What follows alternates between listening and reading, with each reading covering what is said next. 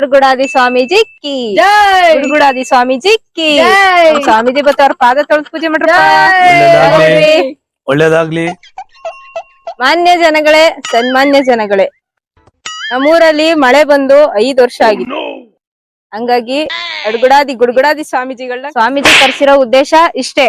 ಏನಪ್ಪಾ ಅಂತಂದ್ರೆ ಅವ್ರು ಬಂದು ಕಾಲಿಟ್ಟಿರೋ ಗಳಿಗೆಯಿಂದ ನಮ್ಮೂರಿಗೆ ಮಳೆ ಬೆಳೆ ಆಗ್ಲಿ, ಊರ್ಗ್ ಒಳ್ಳೇದಾಗ್ಲಿ, ನಮ್ಮೂರು ಸಮೃದ್ಧಿ ಸಂತೃಪ್ತಿಯಾಗಿರ್ಲಿ ಅನ್ನೋ ಆಶೆಯಿಂದ ಕರ್ಸಿದೀವಿ. ಎಲ್ಲಾರು ಸ್ವಾಮೀಜಿ ಎಲ್ರಿಗೂ ಆಶೀರ್ವಾದ ಮಾಡಿ ಒಳ್ಳೇದ್ ಮಾಡ್ಬೇಕು ಅಂತ ನನ್ನ ಒಂದ್ ಬೇಡಿಕೆನ. ಸ್ವಾಮೀಜಿಯವರ ಸಂತೃಪ್ತಿಗೋಸ್ಕರ ನಾವೊಂದು ರಸಮಂಜರಿ ಕಾರ್ಯಕ್ರಮನ ಇಟ್ಕೊಂಡಿದೀವಿ. ಅದನ್ನ ಹಾಡೋದಕ್ಕೋಸ್ಕರ ರಸಮಂಜರಿ ಕಾರ್ಯಕ್ರಮನ ಇನ್ನಷ್ಟು ಉಜ್ವಲಗೊಳಿಸುವುದಕ್ಕೋಸ್ಕರ ಖ್ಯಾತ ಗಾಯಕಿಯರಾದ ಮುಸ್ರೆಕುನ್ನಿ ಅವರು ಈ ಕಾರ್ಯಕ್ರಮವನ್ನ ಮುನ್ನಡೆಸಲೋದಕ್ಕೋಸ್ಕರ ಬರ್ತಿದ್ದಾರೆ. ದಯಮಾಡ್ಬೇಕು. ಆಶೀರ್ವಾದ ಮಾಡಿ ಗುರುಗಳೇ. ಶುಭವಾಗಲಿ. ಮೇಲೇಳು ತಾಯಿ. ಚಡ್ಡಿ ಕಾಣಿಸ್ತಿದೆ, ಮುಚ್ಕೊಳ್ಳಿ. ಈಗ ನಾವು ಕಾರ್ಯಕ್ರಮನ ಸ್ಟಾರ್ಟ್ ಮಾಡ್ತಾ ಇದ್ದೀನಿ. ನಮ್ ಸ್ವಾಮೀಜಿಗೆ ಇದೇ ತರ ಪ್ರೋತ್ಸಾಹ ಕೊಡ್ತಾ ಇರ್ಬೇಕು. ಕಾರ್ಯಕ್ರಮ ಇವಾಗ ಸ್ಟಾರ್ಟ್ ಆಗ್ತಿದೆ. ಜಂಬೂ ನೇರಳೆ ಶಿಷ್ಯ ಗುರುಗಳೇ,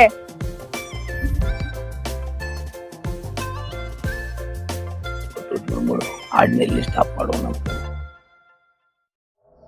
ಸಾಂಗ್ಗಳು ನಿಮ್ಗೆ ಕೂಡ ಕೇಳೋರೆ.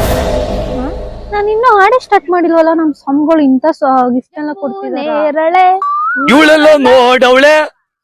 ಜಂಬೂ ನೇರಳೆ ಮರದ ಕೆಳಗೆ. ಶಿಷ್ಯ ಸ್ವಾಮಿ, ಅವಳಿಗೆ ಎಷ್ಟು ಹೇಳಿದ್ರು ಕೇಳ್ತಾ ಇಲ್ಲ.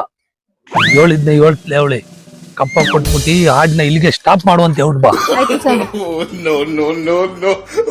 ಸ್ವಾಮೀಜಿಗಳಿಗೂ ಇದನ್ನ ಕೊಟ್ಟು ಕಳ್ಸವ್ರೆ. ಹೌದಾ, ನಾನು ಇನ್ನ ಹಾಡೇ ಸ್ಟಾರ್ಟ್ ಮಾಡಿಲ್ವಲ್ಲ. ಇದನ್ನೆಲ್ಲ ಕೊಡ್ತಿದಾರ. ಓ, ನನ್ ಹಾಡ್ ಕೇಳಿ ಅವ್ರಿಗೆ ಖುಷಿ ಆಗಿರ್ಬೇಕು. ಮೋಸ್ಟ್ಲಿ ನಾನು ಇನ್ನೂ ಹಾಡಿದ್ರೆ ಅವ್ರ ಆಸ್ತಿನೇ ನನಗ್ ಬರ್ಕೊಡ್ತಾರೋ ಏನೋ, ಯಾರಿಗ್ ಗೊತ್ತು. ಜಂಬೂ ನೇರಳೆ ಮರದ ಕೆಳಗೆ ಸ್ವಾಮೀಜಿಗಳು. ನಿಲ್ಸಮ್ಮ, ನೀನೇನಮ್ಮ ಹೇಳೋದು? ನಾನು ಮರದ ಕೆಳಗಡೆ ಕುಂತ್ಕೊಂಡಿದ್ದು ನಿಜ, ಹಣ್ಣು ಬಂದು ಅದ್ರ ಮೇಲೆ ಬಿದ್ದಿದ್ದು ನಿಜ, ಅದ್ನ ಹರ್ಸ್ಕೊಂಡ್ ತಾಂಡ್ ತಿಂದಿದ್ದು ನಿಜ. ನೀನೇನಮ್ಮ ಹೇಳೋದು? ನೀನೆಂತ ಸ್ವಾಮೀಜಿನಯ್ಯ?